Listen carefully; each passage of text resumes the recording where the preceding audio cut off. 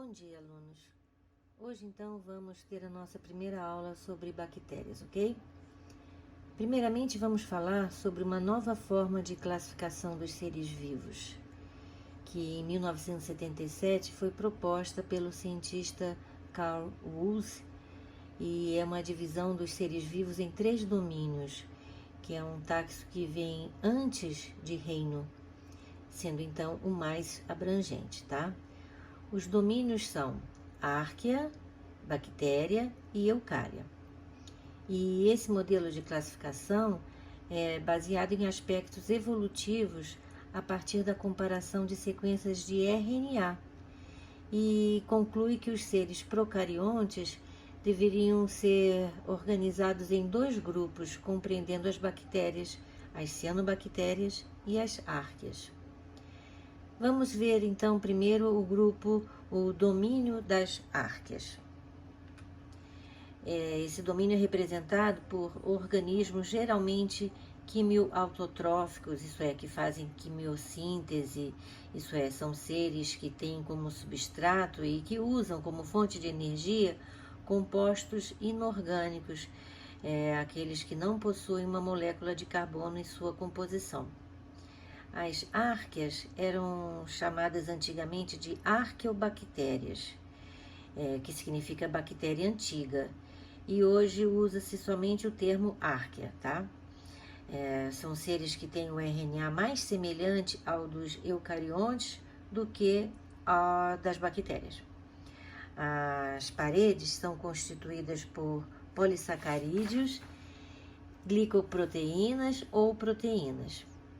Elas não apresentam peptidoglicanos, que é um polímero composto por açúcares e aminoácidos que estão presentes nas paredes bacterianas, e isso determina a sua forma e protege da lise osmótica, né? Quando em meio hipotônico, porque forma uma cadeia, uma camada semelhante a uma malha por fora da membrana plasmática. A maioria das árqueas é autotrófica quimiosintetizante. Elas são procariontes, isso é, não têm carioteca.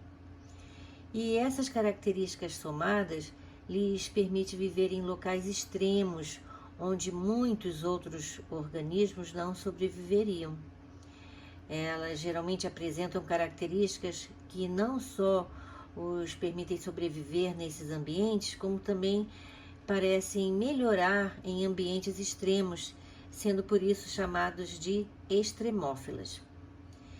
Podem ser divididos em halófitas, que são aquelas que vivem em ambientes extremamente salinos, como o Mar Morto em Israel, que fica a mais de 400 metros abaixo do nível do mar, sendo o ponto mais baixo da terra seca no planeta, né? Uma curiosidade, o Mar Morto recebe este nome porque tem a maior concentração de sal de todos os mares. Na realidade, ele é um lago. E essa salinidade estima-se que seja 300 gramas de sais para cada litro d'água, quando o normal é 35. Apesar dele ser chamado de morto, em 1990 foi descoberto vida nesse ambiente. E um exemplo de vida nesse ambiente são as árqueas, do gênero Halobacterium. Outro grupo de extremófilas é o grupo das termófilas, que são organismos que vivem em ambientes extremamente quentes. Esses organismos vivem próximos a fontes termais submarinas e utilizam a energia química do gás sulfídrico para sintetizar compostos orgânicos. Um exemplo são as chamadas cepa 121, porque se reproduzem nesse ambiente a uma temperatura de 121 graus Celsius. Isso acontece porque elas possuem uma adaptação que tornam suas proteínas e material genético estáveis a essa temperatura.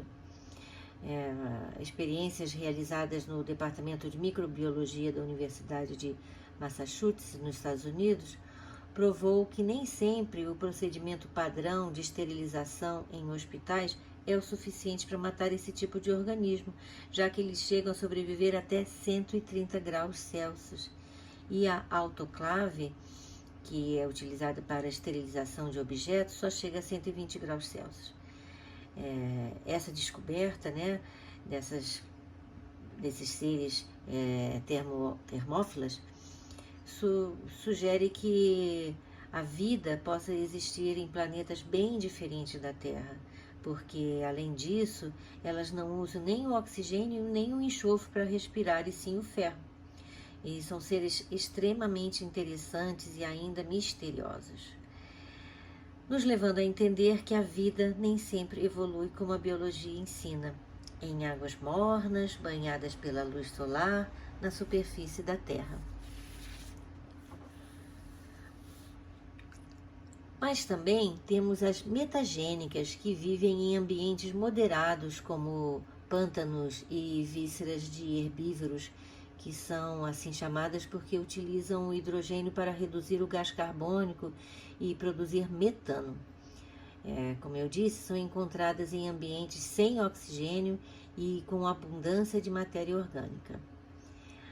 Acredita-se que os organismos anaeróbicos reinaram supremos durante os primeiros 2 bilhões de anos na história da Terra, e o efeito estufa que produziram teve consequências profundas sobre o clima do planeta. Em resumo, os cientistas afirmam que esses seres possibilitaram a criação de um ambiente úmido e quentinho, que é o preferido de muitos organismos, e assim a vida como nós conhecemos hoje pôde se desenvolver na Terra. Esqueci de falar sobre as cianobactérias, que já foram chamadas de algas azuis ou algas cianofícias.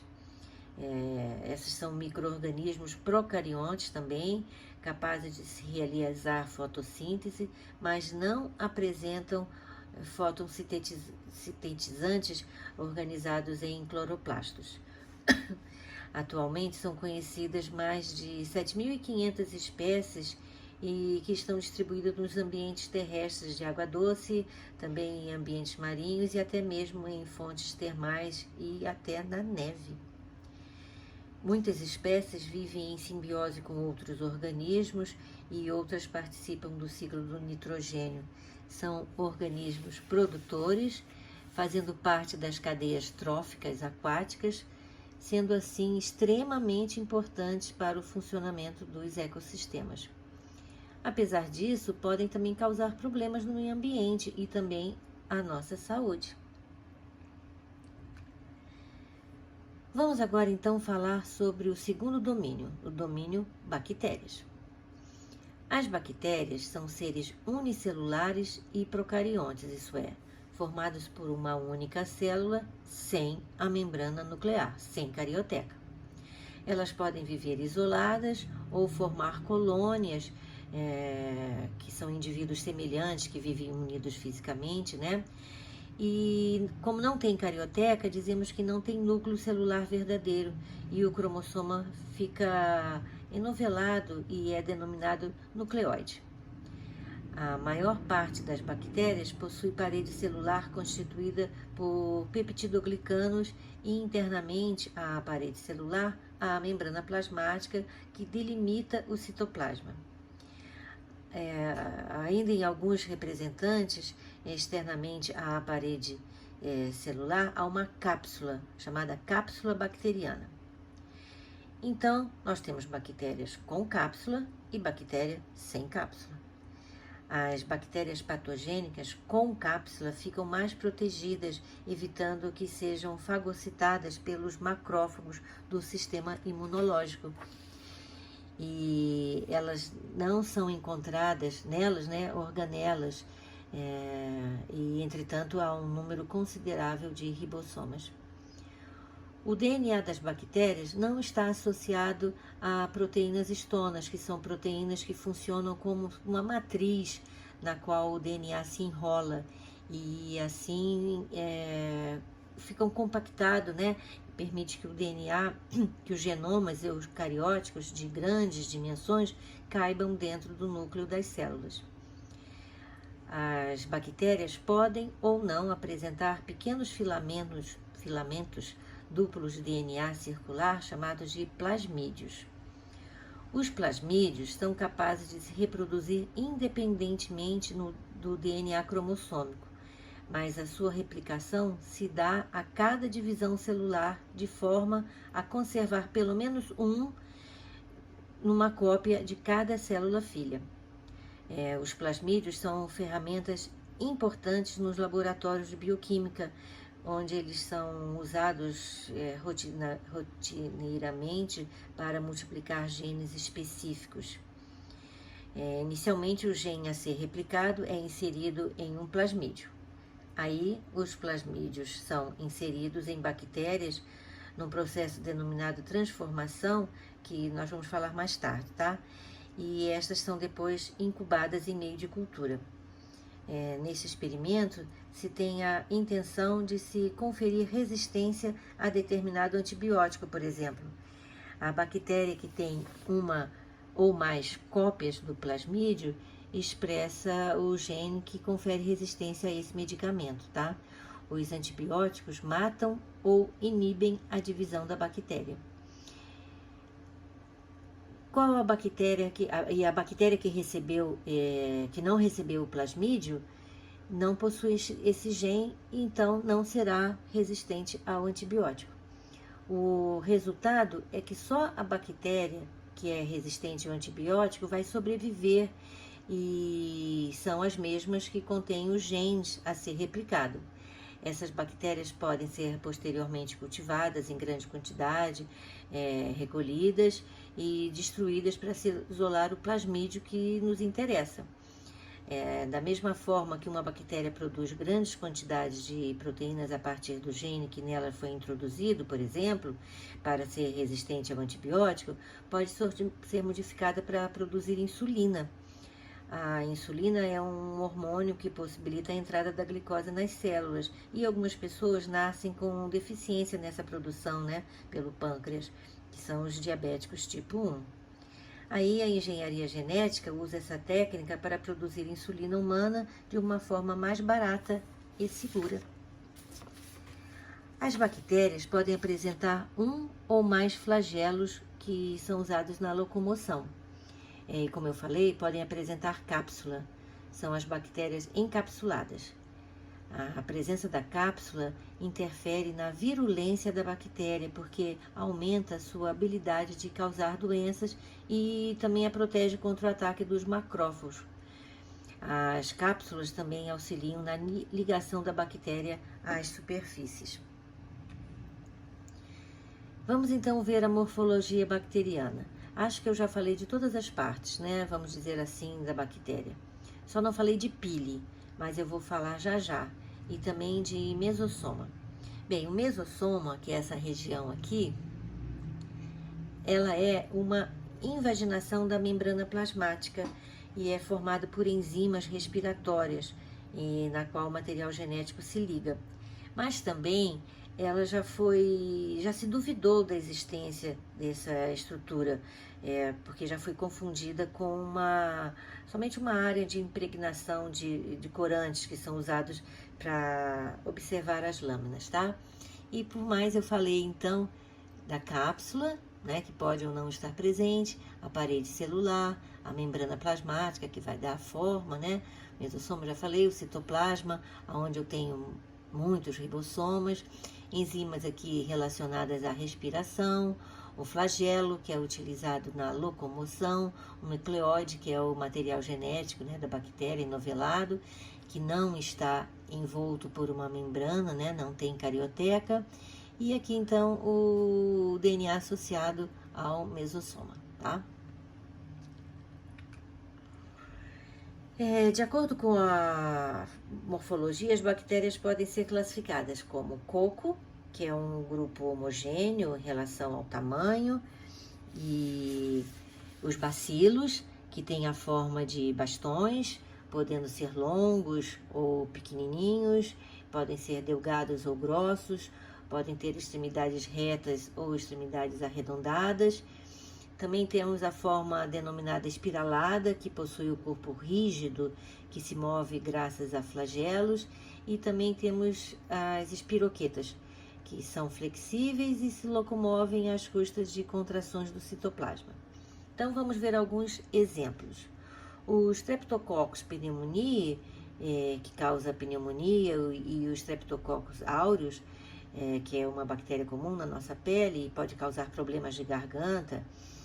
Eu, em particular, tenho uma experiência bem dramática com essa bactéria, que se der tempo eu conto para vocês, tá? A Clostridium botulinum, que causa o botulismo, que pode ser fatal, mas que também nos fornece o botox. E isso prova que nem tudo é só ruim ou só bom na natureza, né? O Vibrio cholerae, que causa cólera, a salmonela, que pode causar problemas digestórios graves, o Bacilo anthrax, que pode causar a morte, e até uma arma biológica perigosíssima, e a Treponema palladium, que é o causador do tétano. Agora nós vamos explicar dois termos muito importantes no estudo das bactérias, que são bactérias gram-positiva e bactérias gram-negativa. Vamos ver então no que consiste esse método para classificação desses dois grandes grupos de bactérias. Bem, a distinção entre esses dois grandes grupos, gram-positivos e gram-negativos, é feito com base em uma técnica de coloração que foi desenvolvida em 1884 pelo microbiologista dinamarquês Hans Gram, que num ímpeto de modéstia deu seu próprio nome ao método que ele inventou, né? Esse método, resumidamente, consiste em tratar as bactérias com dois tipos de corantes, um de cor violeta e outro de cor rosa. E algumas bactérias retêm ambos os corantes e vão apresentar uma coloração violeta ao microscópio, e outras perdem o corante violeta e somente apresentam a cor rosa. As bactérias coradas de violeta são chamadas de gram-positiva, e as que ficam coradas de rosa são chamadas de gram-negativa. A diferença na capacidade de reter o corante violeta depende da composição da parede bacteriana. As bactérias gram-positivas apresentam uma grossa camada de peptidoglicanos em sua parede, e as bactérias gram-negativas têm uma camada de peptidoglicanas mais fininha, que é envolta por uma segunda membrana lipoproteica com polissacarídeos. A constituição da parede celular está relacionada com certas características da bactéria. Por exemplo, as bactérias gram-positivas são mais sensíveis à ação do antibiótico penicilina do que as gram-negativas. E isso ocorre porque a camada lipoproteica presente na parede das bactérias gram-negativas impede que a penicilina seja absorvida pela bactéria. E outra característica das bactérias gram-negativas é que os componentes lipoproteicos de sua parede são geralmente tóxicos ao nosso organismo. Assim como quando uma dessas bactérias invade o nosso corpo, causam febre ou complicações até mais sérias. Agora vamos ver como as bactérias se reproduzem. Bem, elas podem se reproduzir, primeiro, o tipo de reprodução que a gente vai falar, que é a assexuada, também chamado de divisão binária ou cisparidade. Esse processo acontece rapidamente. Então, quando a bactéria quer colonizar uma área, ela se reproduz por divisão binária. Porém, ela tem uma grande desvantagem. Por quê? Porque todas as bactérias filhas serão idênticas à bactéria mãe. Em condições ambientais ideais, em apenas 20 minutos eu vou ter milhares de bactérias que são geneticamente idênticas. O conjunto dessas bactérias, originadas de uma única célula por sucessivas reproduções assexuadas, é denominado clone. Então, é uma vantagem porque é rápida, porém é uma desvantagem porque todas serão iguais. E agora a gente vai fazer um parêntese para falar em endósporo. O que acontece? O que é um endósporo?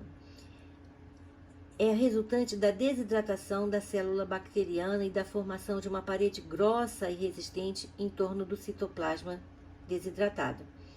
E nessas condições, o endósporo é capaz de permanecer anos com atividade metabólica totalmente suspensa, e ele vai resistir ao calor intenso, à falta de água e até à ação de substâncias que normalmente matariam esse micro-organismo.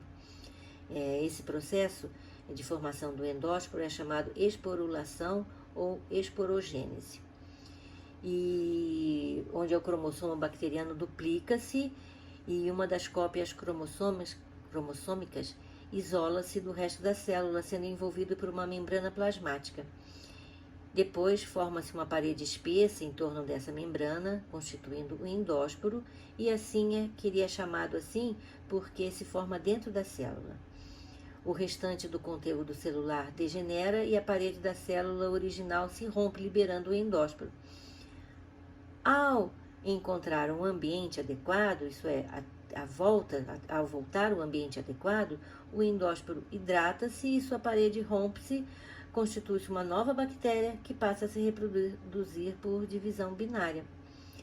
Os endósporos são de grande importância na medicina e na indústria de alimentos, pelo fato de serem resistentes ao calor e à esterilização química. Uma maneira de destruir os endósporos é a autoclavagem. Agora, mas já se sabe que às vezes não é o suficiente, né? Uma versão doméstica da autoclave é a panela de pressão, que permite esterilizar com bom resultado alimentos e instrumentos, como uma madeira, por exemplo, né? Na conservação de alimentos são utilizados também substâncias conhecidas como preservativos químicos, que evitam a germinação de endósporos e a multiplicação de diversos tipos de micro-organismos. Então, essas substâncias são geralmente adicionadas a alimentos de origem animal, como por exemplo presunto, bacon, a salsicha. E um exemplo é o sal inorgânico denominado nitrito de sódio. Ele é muito utilizado na indústria de embutidos e também de enlatados. Ele conserva a cor vermelha dos produtos à base de carne e também impede a germinação de endósporos da bactéria causadora do botulismo. Entre as bactérias de interesse econômico que formam endósporo, nós podemos citar o Bacilo anthrax, que é uma bactéria anaeróbica facultativa que causa doença conhecida como antrax do gado bovino e pode eventualmente ser transmitida também a seres humanos. E esses endósporos podem permanecer durante anos nos pastos, infectando o gado. E se descobriu a importância, a influência das minhocas na distribuição do Bacilo anthrax, porque elas incorporam essa bactéria à sua alimentação, né, e distribuem o anthrax pelo solo, né, e assim pode contaminar grandes áreas.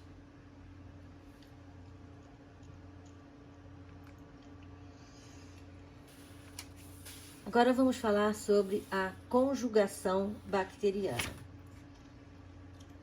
A conjugação bacteriana consiste na transferência de DNA diretamente de uma bactéria doadora para uma receptora através de um tubo de proteína denominado pile, ou pile sexual. Esse pile vai conectar as duas bactérias. Os piles estão presentes apenas em bactérias doadoras de DNA. E estudos mostraram que a capacidade de doar DNA está ligada à presença de um plasmídio denominado F de fertilidade. E a bactéria portadora do plasmídio F, denominada F positiva, atua como doadora de DNA. E as que não possuem o plasmídio atuam como receptoras e são chamadas de F negativo. Hoje, nós sabemos que o DNA transferido de uma bactéria para outra na conjugação é quase sempre o plasmídio F.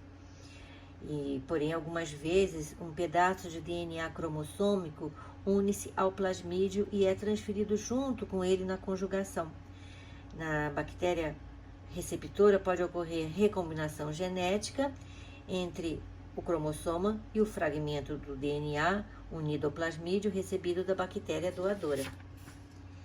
A conjugação bacteriana é de grande importância médica, porque ela permite que plasmídios com genes para resistência de diversos antibióticos entre em uma bactéria e vai assim conferir resistência à sua descendência. E esse é o principal mecanismo que leva bactérias a adquirir múltiplas resistências às drogas usadas para combatê-las. Mas nós vamos voltar a esse assunto na próxima aula, tá? A próximo tipo de recombinação genética é chamada de transformação. A transformação bacteriana ocorre pela absorção de moléculas ou fragmentos de DNA que estejam dispersos no ambiente, que podem vir de bactérias mortas e decompostas, e nesse caso a célula bacteriana transformada passa a apresentar novas características hereditárias condicionadas pelo DNA incorporado.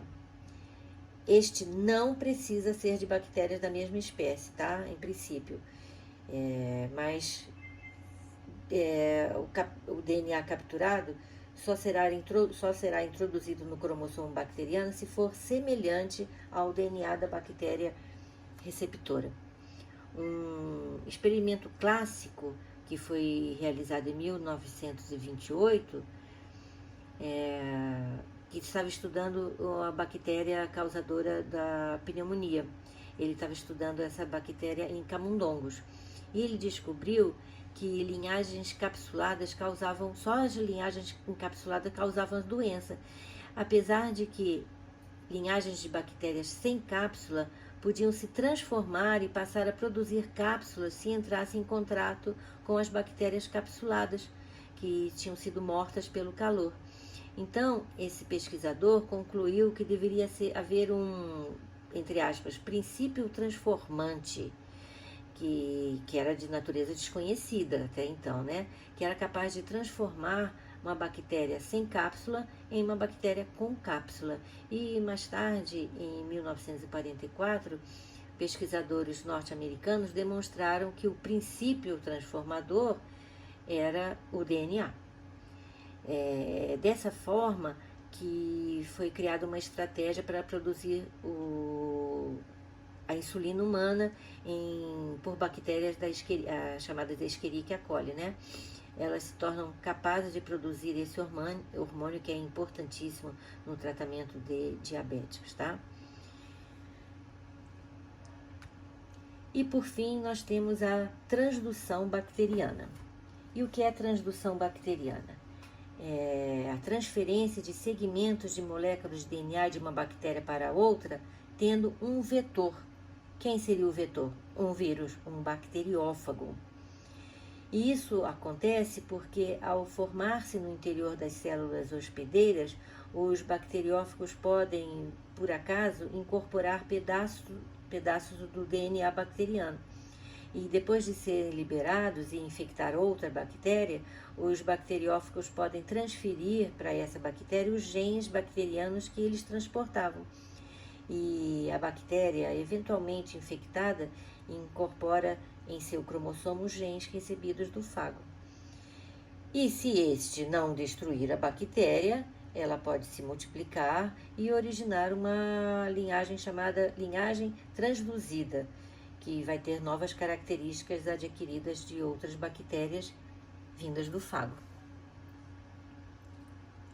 Então vejam aqui, né, o bacteriófago, né, que penetrou numa bactéria e quando ele saiu, levou um pedacinho do DNA da bactéria. E quando ele entrar em outra bactéria, olha quem está aqui, um pedacinho lá do DNA daquela primeira bactéria.